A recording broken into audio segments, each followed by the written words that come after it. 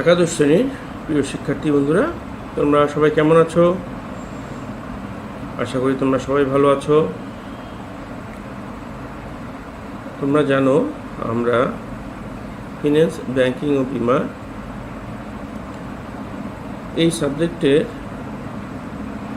আর্থিক বাজারের আইনগত দিকসমূহ আমরা এই অধ্যায়টি পড়ছিলাম এবং ইতিমধ্যে আমাদের এই চ্যাপ্টারের উপর 2টি ক্লাস হয়ে গেছে।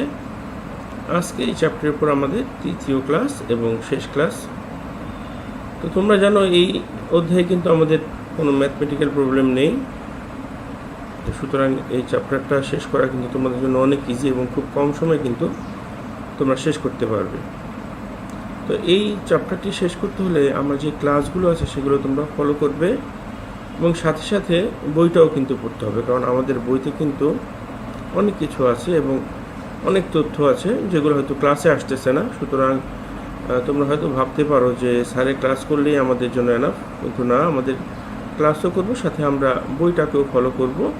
এবং বইতে তোমরা দেখবে যে বইয়ের পেছনে আমাদের কিন্তু অনেক সংক্ষিপ্ত প্রশ্ন আছে, সৃজনশীল প্রশ্ন আসছে।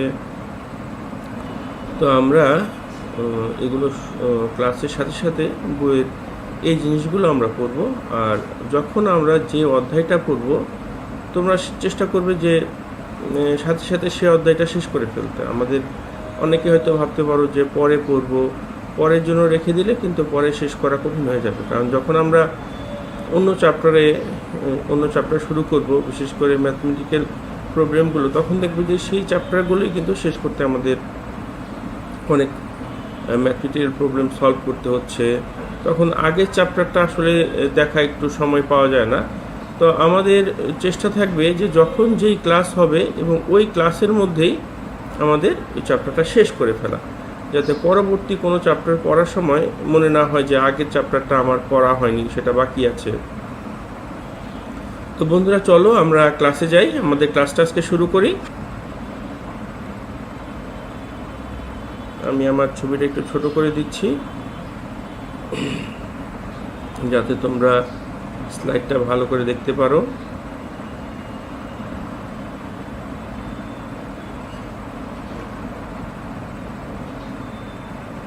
তো শিক্ষার্থী বন্ধুরা, আমি আমার পরিচয়টা আবার দিচ্ছি। আমি হচ্ছি HM Ashiq Mahmud, lecturer accounting, Dhaka college. তোমরা জানো, আগেই বলেছি, এটি হচ্ছে একাদশ শ্রেণীর জন্য আমার আজকের ক্লাসটি। আজকে আমরা পড়ছি, বিষয় হচ্ছে ফিন্যান্স, ব্যাংকিং ও বিমা। আজকে আমরা যে অধ্যায়টি পড়ব সেটি হচ্ছে আর্থিক বাজারের আইনগত দিকসমূহ। আজকে আমাদের 3 নম্বর ক্লাস এবং এটি আমাদের এই চ্যাপ্টারের উপর শেষ ক্লাস। চলো শিক্ষার্থী বন্ধুরা, আমরা দেখে নিই যে গত ক্লাসে আমরা কি শিখেছিলাম। গত ক্লাসে আমরা শিখেছিলাম প্রাথমিক বাজার এবং মাধ্যমিক বাজারের মধ্যে পার্থক্য, আর্থিক বাজার নিয়ন্ত্রক সংস্থাসমূহ, আর্থিক বাজার সংশ্লিষ্ট আইনসমূহ। চলো আজকে আমরা ক্লাসে যা যা শিখবো তা এক নজরে দেখে নেই। আজকে আমরা শিখব প্লেসমেন্ট কি অথবা প্লেসমেন্ট কাকে বলে, লেয়ারিং কি, ইন্টিগ্রেশন কি, মানি লন্ডারিং অপরাধের দণ্ডবিধি, বৈদেশিক বিনিময় নিয়ন্ত্রণ আইন 1947, বৈদেশিক বিনিময় সম্পর্কিত কিছু নিয়ম কানুন, নেগোশিয়েবল ইনস্ট্রুমেন্ট আইন অথবা হস্তান্তরযোগ্য দলিল আইন 1881, সিকিউরিটিজ অ্যান্ড এক্সচেঞ্জ অধ্যাদেশ 1969। চলো আমরা প্লেসমেন্ট কি অথবা প্লেসমেন্ট কাকে বলে এই জিনিসটা একটু দেখি। দেখো এখানে কি দেখা যাচ্ছে, দেখো ছবিতে দেখো একজন লোক কালো জামা পরা, উনি বসে আছেন। উনি অনেক জায়গা থেকে অর্থ উপার্জন করছেন, সেটি হচ্ছে কালেকশন অফ ডার্টি মানি। তিনি অবৈধ উপায়ে অর্থ উপার্জন করছেন এবং সেই অর্থটা প্রথমেই একটি ব্যাংকে রাখছেন। অর্থাৎ কেউ যদি বিভিন্ন উপায়ে, অর্থাৎ অবৈধ উপায়ে অর্জিত অর্থ কোনো ব্যাংকে রাখেন প্রাথমিকভাবে, সেটাকে আমরা বলবো প্লেসমেন্ট। এখানে শুধু ব্যাংকে রাখলেই যে প্লেসমেন্ট হবে তা কিন্তু না, তিনি কিন্তু সেই অর্থটা কোনো জমি কিনতে পারেন, সম্পত্তি কিনতে পারেন, যাই করেন প্রাথমিকভাবে তিনি যেই পদক্ষেপটা নেবেন সেটাই কিন্তু প্লেসমেন্ট। অর্থাৎ অবৈধ উপায়ে অর্জিত অর্থটা পরবর্তী যেই কার্যক্রম করবেন, ব্যাংকে রাখা অথবা জমি জমা কেনা অথবা কোনো সম্পত্তি কিনে রাখা, সেটাই কিন্তু প্লেসমেন্ট হবে। তো চলো আমরা দেখে নেই প্লেসমেন্টের সংজ্ঞাটা কি হবে। মানি লন্ডারিং প্রক্রিয়ায় সর্বপ্রথম ধাপ হলো প্লেসমেন্ট। অবৈধভাবে যেমন চুরি, ডাকাতি, ছিনতাই ইত্যাদির মাধ্যমে অর্থ অপরাধীরা যখন তাদের ব্যাংক হিসেবে রাখে তখন এটাকে প্লেসমেন্ট বলা হয়। অবৈধ পদ্ধতিতে উপার্জিত অর্থ দিয়ে যদি জমি, শেয়ার, গাড়ি অথবা অন্য কোনো সম্পত্তি ক্রয় করা হয় তবে তাকেও প্লেসমেন্ট বলা হয়। অবৈধভাবে অর্জিত অর্থ বিদেশে পাচার করার মাধ্যমে অপর একটি আর্থিক ব্যবস্থার মধ্যে প্রবেশ করাকেও প্লেসমেন্ট বলা হয়। অর্থাৎ অবৈধভাবে অর্জিত অর্থ দিয়ে প্রাথমিকভাবে সে যেই কাজটা করবে সেটাই প্লেসমেন্ট। এবার সেটা হতে পারে সে হয়তো কোনো ব্যাংকে টাকা রাখছে, অথবা এমন হতে পারে সে এটা দিয়ে কোনো গাড়ি কিনলো, শেয়ার কিনলো, অথবা সে কী করলো বিদেশে পাচার করে দিল। এর যে কোনো একটা করলেই কিন্তু সেটা হবে কি প্লেসমেন্ট। তো আমি আশা করি তোমরা বুঝতে পারছো যে প্রাথমিকভাবে যে কাজটা করা হয় অবৈধ অর্থ দিয়ে সেটাই হচ্ছে প্লেসমেন্ট। এখন আমরা দেখব লেয়ারিং কি। দেখো যে প্রথমে আমি যে ছবিটা দেখিয়েছিলাম সেই ছবিটা আবার এখানে এসেছে, যে একজন কালেকশন অফ ডার্টি মানি, উনি কী করলেন, ব্যাংকে টাকা রাখলেন। দেখো ব্যাংকে টাকা রাখার পরে সেই টাকাটা বিভিন্ন জায়গায় ট্রান্সফার করে দিতে পারেন। তিনি কি করতে পারেন, তিনি এই টাকাটাই বিভিন্ন নামে, বিভিন্ন জনের নামে ট্রান্সফার করতে পারেন। তিনি হয়তো তার সন্তানের নামে কিছু টাকা ট্রান্সফার করতে পারেন, তিনি হয়তো তার স্ত্রীর নামে কিছু টাকা ট্রান্সফার করতে পারেন, কোনো আত্মীয় স্বজনের নামে ট্রান্সফার করতে পারেন, কাউকে এই টাকা দিয়ে লোন দিতে পারেন। অর্থাৎ টাকাটা তিনি বিভিন্ন জায়গায় ছড়িয়ে দিতে পারেন। সেইটা হবে কি লেয়ারিং। তো আমরা দেখব লেয়ারিং কি। প্লেসমেন্টকৃত অর্থ জটিল আর্থিক লেনদেনের মাধ্যমে বিভিন্ন স্তরে সরানো বা স্থানান্তর করার প্রক্রিয়াকে লেয়ারিং বলা হয়। এই প্রক্রিয়ার মূল উদ্দেশ্য হলো অর্থের উৎস ও মালিকানা লুকানো বা গোপন করা। উদাহরণস্বরূপ বলা যায় একটি ব্যাংক অ্যাকাউন্ট হতে বিভিন্ন শাখায় বিভিন্ন নামে অর্থ স্থানান্তর করা। অর্থাৎ লেয়ারিং হচ্ছে কোন জিনিস, সেটা যে কোনো অবৈধ উপায়ে অর্জিত অর্থ প্লেসমেন্ট করার পরে সেটা বিভিন্ন নামে, বিভিন্ন জনের নামে ট্রান্সফার করে দেওয়া, এমনভাবে স্থানান্তর করা যাতে এই অর্থের প্রকৃত মালিককে অথবা প্রকৃত উৎস কী সেটা বুঝতে না পারা। অর্থাৎ মালিকানা লুকানোর একটা চেষ্টা করা। এখন আমরা শিখব ইন্টিগ্রেশন কি। দেখো প্লেসমেন্টের পরে কি করলো, লেয়ারিং করলো। এই টাকাটা সে বিভিন্ন জায়গায় ট্রান্সফার করে দিল বিভিন্ন নামে। তারপর কি করতেছে, সে এই টাকা দিয়ে সম্পত্তি কিনতে পারে যে লেয়ারিংয়ের পরে, অথবা কোনো সম্পত্তি কেনার পরে সেইটা বিক্রি করে সে আবার অর্থ দেখাতে পারে। যেমন ধরো কেউ লেয়ারিংয়ের পরে সেই টাকা দিয়ে সে একটি গাড়ি কিনলো, গাড়ি কেনার পরে সে আবার সেই গাড়িটি বিক্রি করে অর্থ দেখালো। তখন কিন্তু মনে হবে যে তার গাড়ি বিক্রির মাধ্যমে সে অর্থ উপার্জন করেছে। অর্থাৎ সে যে অবৈধ উপায়ে অর্থ উপার্জন করেছে সেটা বের করা কিন্তু কঠিন হয়ে যাচ্ছে। অথবা কেউ একটা বাড়ি কিনলো লেয়ারিংয়ের পরে, অথবা আবার সে বাড়িটা বিক্রি করে দিল, বিক্রি করে সে দেখালো যে আমার বাড়ি বিক্রির মাধ্যমে আমি অর্থ উপার্জন করেছি। তখন কিন্তু সে তার অর্থের উৎস দেখাবে যে আমার বাড়ি বিক্রি করার মাধ্যমে আমি অর্থ উপার্জন করেছি। তখন এই অর্থের উৎস তখন বের করা কিন্তু একটু জটিল হয়ে যাচ্ছে, কষ্টসাধ্য হয়ে যাচ্ছে। এখন দেখো আমরা দেখব ইন্টিগ্রেশন কি। লেয়ারিং ধাপ সম্পন্ন করার পর ইন্টিগ্রেশনের সাহায্যে বেআইনি অর্থ এমনভাবে আর্থিক ব্যবস্থায় পুনর্বহাল করা হয় যাতে মনে হয় এটি বৈধ পন্থায় অর্জিত হয়েছে। উদাহরণস্বরূপ বলা যায় অবৈধ অর্থ দ্বারা কৃত সম্পত্তি বিক্রয়ের মাধ্যমে অর্থপ্রাপ্তি ঘটে, তা বৈধ হিসেবে বিবেচিত হয়। তো শিক্ষার্থী বন্ধুরা, আমি হয়তো বুঝাতে পেরেছি যে লেয়ারিংয়ের পরে এই টাকা দিয়ে সে কোনো সম্পত্তি কেনে আবার সেটা বিক্রি করে দিতে পারে। তখন মনে হতে পারে যে আসলে সে তার সম্পত্তি বিক্রির মাধ্যমে অর্থ উপার্জন করেছে। এখন দেখো, আমরা শিখবো যে এই মানি লন্ডারিং অপরাধের দণ্ডবিধি, অর্থাৎ মানি লন্ডারিং অপরাধের শাস্তিগুলো কি কি আছে। দেখো, মানি লন্ডারিং অপরাধ প্রতিরোধ আইন এর 13 ধারায় বিভিন্ন ধরনের অপরাধের শাস্তি। মানি লন্ডারিং প্রতিরোধ আইন 2012 অনুসারে। তো শিক্ষার্থী বন্ধুরা, তোমাদের এখানে মনে হতে পারে যে মানি লন্ডারিং অপরাধ দণ্ডবিধি তো 2002, তাহলে স্যার এখানে কেন বলছেন যে মানি লন্ডারিং প্রতিরোধ আইন 2012 অনুসারে? দেখো, 2002 অনুসারে যে শাস্তিগুলো ছিল, তো পরবর্তীতে দেখা যায় যে 2002 এর যে শাস্তিগুলো আছে সেগুলো হচ্ছে কিছুটা কম হয়ে যায়। তখন 2012 সালে 2002 এর আইনটাকেই একটু শাস্তিটা বাড়িয়ে দেওয়া হয়েছে। তখন আমাদের শাস্তিগুলো দেখবা যে আগের বই যদি তোমরা দেখো, সেখানের সাথে 2012 সালের শাস্তি এবং 2002 এর শাস্তির সাথে কিছু গড়মিল আছে। সুতরাং আমাদের মানি লন্ডারিং প্রতিরোধ আইন কিন্তু 2002 এবং শাস্তিগুলো কিছুটা চেঞ্জ করে 2012 সালে চেঞ্জ করা হয়েছে। সুতরাং আমি এই জন্য তোমাদেরকে এটা উল্লেখ করে দিলাম যে মানি লন্ডারিং প্রতিরোধ আইন 2012 অনুসারে। তোমরা দেখবে অনেক বইতে কিন্তু শাস্তিগুলো এখানের সাথে নাও মিলতে পারে, সেক্ষেত্রে তারা আগের যে শাস্তিগুলো ছিল সেগুলো রেখেছে, ওই জন্য হয়তো এখান থেকে তোমাদের ওই শাস্তিগুলোর সাথে কিছুটা গড়মিল হবে।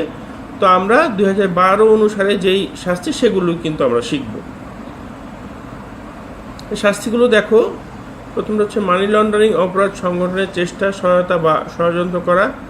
এর শাস্তি হচ্ছে 4 বছর থেকে সর্বোচ্চ 12 বছর পর্যন্ত কারাদণ্ড এবং অপরাধের সাথে জড়িত অর্থের দ্বিগুণ অর্থ। তোমাদের মনে হতে পারে যে স্যার, অপরাধের সাথে জড়িত অর্থের দ্বিগুণ অর্থ মানেটা কি? অর্থাৎ সে যে পরিমাণ অর্থ মানি লন্ডারিং করলো, হয়তো কেউ 1 লক্ষ টাকা গোপন করেছে, পাচার করেছে, অথবা অবৈধ অর্থ সে কোথাও সরিয়ে ফেলেছে, তার দ্বিগুণ অর্থ তার শাস্তি হবে। তার শাস্তি হতে পারে 4 বছর থেকে 12 বছর কারাদণ্ড এবং অপরাধের সাথে জড়িত অর্থের দ্বিগুণ অর্থ। অর্থাৎ সে যেই পরিমাণ অর্থ অবৈধভাবে উপার্জন করেছে তার দ্বিগুণ অর্থ।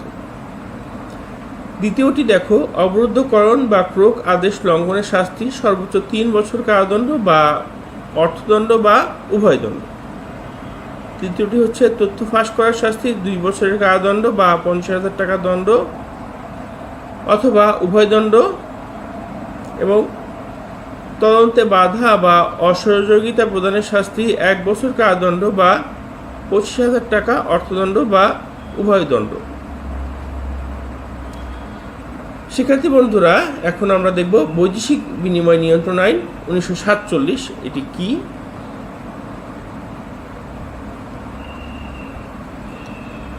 দুটি রাষ্ট্র দ্রব্য সামগ্রী আমদানি রপ্তানি করে আন্তর্জাতিক বাণিজ্য সংগঠিত করে থাকে।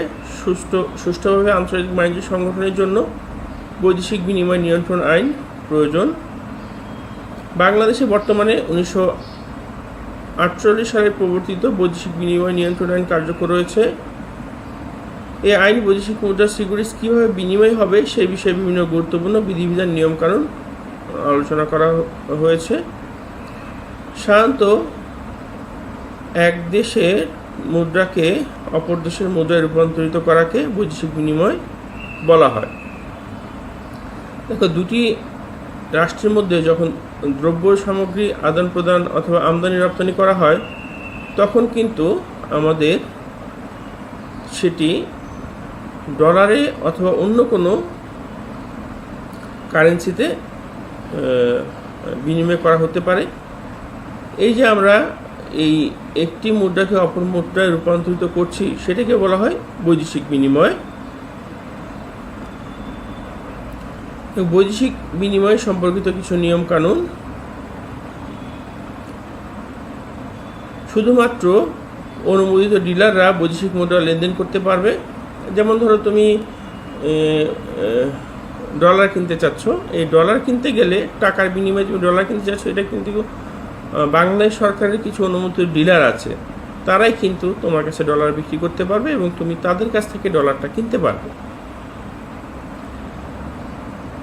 বৈদেশিক মুদ্রা বলতে সকল প্রকার কয়েন, টাকা, bank note, postal note, money order, draft, traveller cheque, cheque, বিনিময় বিল, লেটার অফ ক্রেডিট ইত্যাদিকে বোঝায়।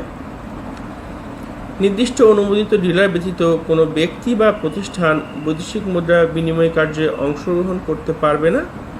যদি করে তবে তা দণ্ডনীয় অপরাধ হিসেবে বিবেচিত হবে।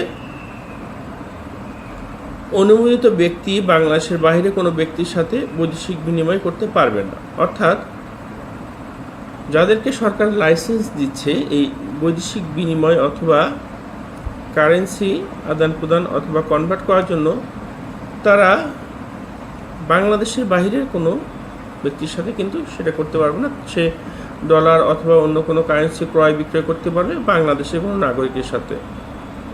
সোনা, রূপা ইত্যাদি আমদানি সরকার অনুমতি ব্যতীত করতে পারবে না। অর্থাৎ সে ডলার অথবা অন্য কোনো বৈদেশিক কারেন্সি রূপান্তর করতে পারবে, কিন্তু সোনা রূপা সে আমদানি করতে পারবে না। বাংলাদেশের বাইরে কোনো সিকিউরিটি সরকারের অনুমতি ব্যতীত বিনিময় করতে পারবে না। ব্যাংক আমদানি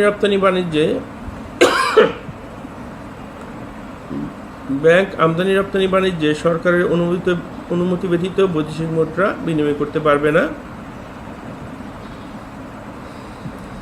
যে কোনো প্রতিষ্ঠানের নিকট বৈদেশিক মুদ্রার জন্য সরকার যে কোনো তথ্য চাইতে পারে এবং প্রতিষ্ঠান তা দিতে বাধ্য থাকবে। কোনো বৈদেশিক মুদ্রা বিনিময় আইনে অপরাধ করলে তার বিরুদ্ধে ফৌজদারি আইনে মামলা করা হবে এবং প্রয়োজনে শাস্তির ব্যবস্থা করা হবে। এখন আমরা দেখব নেগোশিয়েবল ইনস্ট্রুমেন্ট আইন অথবা হস্তান্তরযোগ্য দলিল আইন 1881। এখানে কি বলা আছে?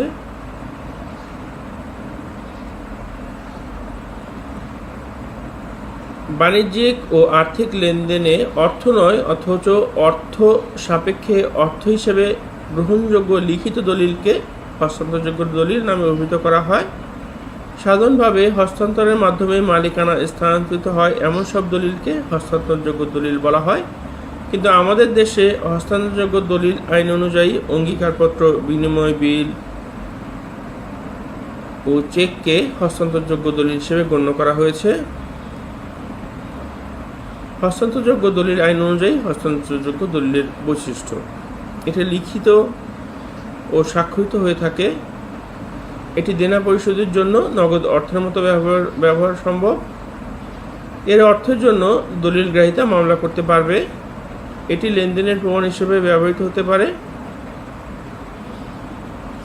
আইনের মাধ্যমে এটি এক হাত হতে অন্য হাতে স্থানান্তরিত হতে পারে। এখন আমরা দেখব সিকিউরিটিজ অ্যান্ড এক্সচেঞ্জ অধ্যাদেশ 1969।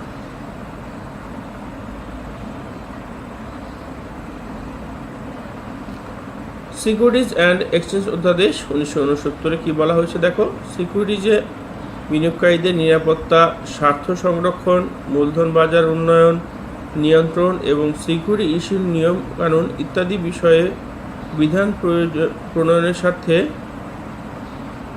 1969 সালের 25 মার্চ তারিখে সিকিউরিটিজ ও এক্সচেঞ্জ অধ্যাদেশ জারি করা হয়। উক্ত বছরে 28 জুন থেকে তা কার্যকর হয়। এই অধ্যাদেশ অনুযায়ী কমিশনের কার্যাবলী দেখো। কার্যাবলীগুলো এখানে কিছু যেগুলো গুরুত্বপূর্ণ সেগুলো উল্লেখ করা হয়েছে। সিকিউরিটি ইস্যুর যথার্থতা নিশ্চিতকরণ, সিকিউরিটিতে বিনিয়োগকারীদের স্বার্থ সংরক্ষণ, পুঁজি ও সিকিউরিটি বাজারের উন্নয়ন ও নিয়ন্ত্রণ করাই হলো কমিশনের দায়িত্ব ও কার্যাবলী। সিকিউরিটিজ ক্রয় বিক্রয়ের লক্ষ্যে stock broker, sub broker, share হস্তান্তর প্রতিনিধি ইত্যাদি প্রতিষ্ঠান নির্ধারিত ফি দিয়ে নিবন্ধনের জন্য আবেদন করতে পারবে। এ আইনের বিধিবিধান সাপেক্ষে কমিশনের নীতি বহির্ভূত কাজ করলে যে কোনো সময় কমিশন নিবন্ধন বাতিল করতে পারবে। কমিশন যথাযথ কর্তৃপক্ষের মাধ্যমে হিসাব নিরীক্ষা করবে। কমিশন প্রতি বছর নির্দিষ্ট সময়ে বাজেট প্রকাশ করবে। নিবন্ধিত কোনো প্রতিষ্ঠান যদি কমিশনের আইন অমান্য করে সেক্ষেত্রে কমিশন শাস্তিসহ অর্থদণ্ড দিতে পারবে। কমিশন প্রজ্ঞাপনের মাধ্যমে নতুন বিধান চালু করতে পারবে। কমিশনের নিজস্ব তহবিল থাকবে। কমিশন প্রয়োজনে বিভিন্ন বিষয়ে দক্ষ উপদেষ্টা নিয়োগ করতে পারবে।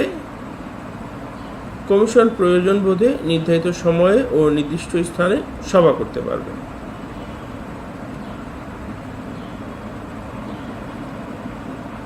তো শিক্ষার্থী বন্ধুরা, আমরা আর্থিক বাজারের আইনগত দিকসমূহ এই অধ্যায় থেকে যা যা শিখেছি তা একটু আমরা দেখে নিই। আর্থিক বাজার কাকে বলে এটা আমরা প্রথম ক্লাসে শিখেছি। আর্থিক বাজারের উপাদানসমূহ। মুদ্রা বাজার কাকে বলে, মুদ্রা বাজারের উপাদান বা হাতিয়ারসমূহ, মুদ্রা বাজারের কার্যাবলী। পুঁজিবাজার বা মূলধন বাজার কাকে বলে, পুঁজিবাজারের উপাদান বা হাতিয়ারসমূহ। বন্ড বাজার কি, শেয়ার বাজার কাকে বলে, প্রাথমিক বাজার কাকে বলে, মাধ্যমিক বাজার কাকে বলে, ডিএসসি বা ঢাকা স্টক এক্সচেঞ্জ কি, প্রাথমিক বাজার এবং মাধ্যমিক বাজারের মধ্যে পার্থক্য, আর্থিক বাজার নিয়ন্ত্রক সংস্থাসমূহ, আর্থিক বাজার সংশ্লিষ্ট আইনসমূহ।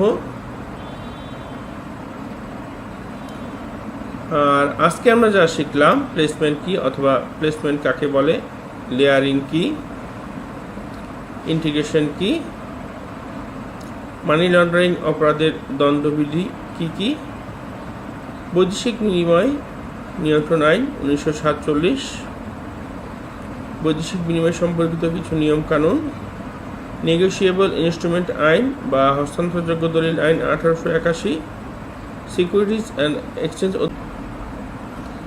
প্রিয় শিক্ষার্থী বন্ধুরা, এই পর্যায়ে আমরা দেখে নেব এর আগের ক্লাসগুলোতে আমরা কি শিখেছি, সংক্ষিপ্ত আকারে দেখব। আগের ক্লাসে তোমাদেরকে বিশদ পড়ানো হয়েছে, সেগুলো আমরা কম সময়ের মধ্যে একটু আলোচনা করার চেষ্টা করব। চলো আমরা দেখে নিই আগের ক্লাসগুলোতে আমরা কি কি শিখেছি।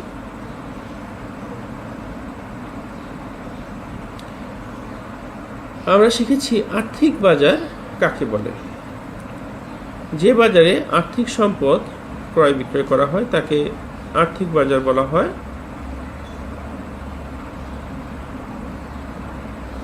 আর্থিক বাজারের উপাদানসমূহ সম্পর্কে আমরা জেনেছি। আর্থিক বাজারে দুই ধরনের উপাদান রয়েছে, একটি হচ্ছে মুদ্রা বাজার বা কল মানি মার্কেট, দুঃখিত, একটি মুদ্রা বাজার বা মানি মার্কেট, অন্যটি একটি হচ্ছে পুঁজিবাজার বা মূলধন বাজার।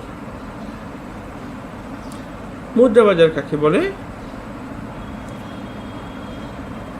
এবং মুদ্রা বাজারের উপাদানসমূহ। শিক্ষার্থী বন্ধুরা, মুদ্রা বাজার কাকে বলে এই সম্পর্কে একটু বলে নেই। যে বাজারে এক বছর বা তার কম সময়ের জন্য আর্থিক সম্পদ ক্রয় বিক্রয় করা হয় তাকে মুদ্রা বাজার বলা হয়। মুদ্রা বাজার সম্পর্কে এর আগে আমরা ডিটেলস পড়েছি, তোমরা আমার আগের ক্লাসটা দেখতে পারো, অথবা বইতে এই সম্পর্কে বিশদ আলোচনা করা আছে। এখন আমরা দেখব মুদ্রা বাজারের উপাদান বা হাতিয়ার সমূহ। কল মানি বাজার, ট্রেজারি বিল, বাণিজ্যিক পত্র, ব্যাংকের স্বীকৃতিপত্র, হস্তান্তরযোগ্য আমানত সার্টিফিকেট, পুনঃক্রয় চুক্তি। মুদ্রা বাজারের কার্যাবলী। মুদ্রা বাজারের কার্যাবলীর মধ্যে পড়ে মূলধন সংগ্রহ, বাণিজ্যিক ব্যাংকে সহায়তা প্রদান, শিল্পোন্নয়ন, অর্থলগ্নি সুবিধা, ঋণের যোগান, অর্থনৈতিক সিদ্ধান্ত গ্রহণের সহায়তা, মুদ্রাস্ফীতি রোধ। দেখো, মুদ্রা বাজার থেকে অনেকেই এক বছর বা কম সময়ের জন্য মূলধন সংগ্রহ করতে পারে। অনেক সময় দেখা যায় যে আমাদের দীর্ঘমেয়াদী ঋণ নেওয়ার প্রয়োজন হয় না, অথবা অনেক সময় দীর্ঘমেয়াদী ঋণ নিতে গেলে অনেক বেশি পরিমাণ ঋণ নিতে হয়। সেক্ষেত্রে এক বছর বা তার কম সময়ের জন্য কারো যদি মূলধন সংগ্রহ দরকার পড়ে, সেক্ষেত্রে সে কিন্তু মুদ্রা বাজার থেকে মূলধন সংগ্রহ করতে পারে। মুদ্রা বাজার বাণিজ্যিক ব্যাংকে সহায়তা প্রদান করে। অনেক সময় বাণিজ্যিক ব্যাংকের খুব দ্রুত অর্থের দরকার হয় এবং বাণিজ্যিক ব্যাংক কিন্তু গ্রাহককে চাহিদা মাত্রই তার তার জমাকৃত অর্থ প্রদান করে, সেক্ষেত্রে তার ইমিডিয়েট অর্থ দরকার হলে সে কিন্তু মুদ্রা বাজার থেকে অর্থ সংগ্রহ করতে পারে। শিল্প উন্নয়ন, শিল্পের ক্ষেত্রে অনেক সময় অর্থের দরকার পড়ে কম সময়ের জন্য, তো শিল্প উন্নয়নের ক্ষেত্রেও মুদ্রা বাজার সহায়তা প্রদান করে। অর্থলগ্নি সুবিধা, ঋণের যোগান, অর্থনৈতিক সিদ্ধান্ত গ্রহণের সহায়তা, মুদ্রাস্ফীতি রোধ। মুদ্রা বাজার দেখো যে অতিরিক্ত মুদ্রা আছে তারা কিন্তু যা ইমিডিয়েটলি অর্থ দরকার হচ্ছে তাকে অর্থ প্রদান করছে, এই কারণে মুদ্রাস্ফীতি কিছুটা রোধ করা সম্ভব হয়। পুঁজিবাজার বা মূলধন বাজার কাকে বলে? পুঁজিবাজারে দীর্ঘমেয়াদী 1 বছরের বেশি সময় আর্থিক সম্পদ সমূহ লেনদেন করা হয়ে থাকে, অর্থাৎ পুঁজিবাজারে দীর্ঘমেয়াদী তহবিল সংগ্রহকারী ও সরবরাহকারী অংশগ্রহণ করে থাকে। পুঁজিবাজারের উপাদানসমূহ বা হাতিয়ারসমূহ, পুঁজিবাজারের উপাদানসমূহ বলতে পারে বন্ড, ইকুইটি, সাধারণ শেয়ার। দেখো বন্ড সম্পর্কে পরের স্লাইডে আমরা আলোচনা করব। ইকুইটি হচ্ছে অগ্রাধিকার শেয়ার, মুনাফা বন্টনের ক্ষেত্রে ইকুইটির মধ্যে যা যা আছে, একটি আছে অগ্রাধিকার শেয়ার আর একটি হচ্ছে সাধারণ শেয়ার। অগ্রাধিকার শেয়ার কাকে বলে? দেখো মুনাফা বন্টনের ক্ষেত্রে অগ্রাধিকার শেয়ার মালিকরা অগ্রাধিকার পেয়ে থাকে। কোম্পানি বিলোপ সাধনের ক্ষেত্রে অগ্রাধিকার শেয়ার মালিকরা অগ্রাধিকার ভিত্তিতে মূলধন ফেরত পেয়ে থাকে। আর সাধারণ শেয়ার হচ্ছে পুঁজিবাজারের সবচেয়ে গুরুত্বপূর্ণ উপাদান হচ্ছে সাধারণ শেয়ার। কোম্পানির অনুমোদিত মূলধনকে কতগুলো ক্ষুদ্র ক্ষুদ্র অংশে বিভক্ত করা হয়ে থাকে, এই বিভাজিত এক একটি অংশকে শেয়ার বলা হয়। তো শিক্ষার্থী বন্ধুরা, আমরা এখন বন্ড বাজার দেখব। বন্ড বাজার থেকে বিভিন্ন কোম্পানি এবং সরকার দীর্ঘমেয়াদী বন্ড ইস্যু করে বিনিয়োগকারীদের নিকট অর্থ সংগ্রহ করে থাকে। শেয়ার বাজার, শেয়ার বাজার বলতে এমন একটি বাজারকে বোঝায় যেখানে সরকারি ও বেসরকারি কোম্পানি শেয়ার, ঋণপত্র সহ অন্যান্য আর্থিক দলিলসমূহ লেনদেন হয়ে থাকে। প্রাথমিক বাজার, প্রাথমিক বাজার হচ্ছে পুঁজিবাজারের প্রথম অংশ। এই বাজারের মাধ্যমে বিভিন্ন প্রতিষ্ঠান ও সরকার সরাসরি বিনিয়োগকারীদের নিকট হতে শেয়ার বিক্রির মাধ্যমে মূলধন সংগ্রহ করে থাকে। মাধ্যমিক বাজার, প্রাথমিক বাজারে শেয়ারগুলো যখন দ্বিতীয়বার বিক্রি করা হয় অথবা যেখানে দ্বিতীয়বার বিক্রি করা হয় সেই বাজারকেই মাধ্যমিক বাজার বলা হয়। সেকেন্ডারি বা মাধ্যমিক বাজার হচ্ছে পুঁজিবাজারের দ্বিতীয় অংশ। এখানে প্রাথমিক বাজারে ইস্যুকৃত সিকিউরিটি সমূহ লেনদেন করা হয়। ডিএসসি বা Dhaka stock exchange, Dhaka stock, তোমরা জানো যে বাংলাদেশে দুটি স্টক এক্সচেঞ্জ আছে, একটা হচ্ছে ডিএসসি বা ঢাকা স্টক এক্সচেঞ্জ, আর একটা হচ্ছে সিএসসি বা চিটাগাং স্টক এক্সচেঞ্জ। তো ঢাকা স্টক এক্সচেঞ্জ হচ্ছে বাংলাদেশের সবচেয়ে বড় স্টক এক্সচেঞ্জ এবং এই স্টক এক্সচেঞ্জে তালিকাভুক্ত কোম্পানি শেয়ার ক্রয় বিক্রয় করা হয় এবং বন্ড সহ আরও অন্যান্য আর্থিক দলিলসমূহ ক্রয় বিক্রয় করা হয়। তো শিক্ষার্থী বন্ধুরা, এই ছিল আমাদের আজকের ক্লাস।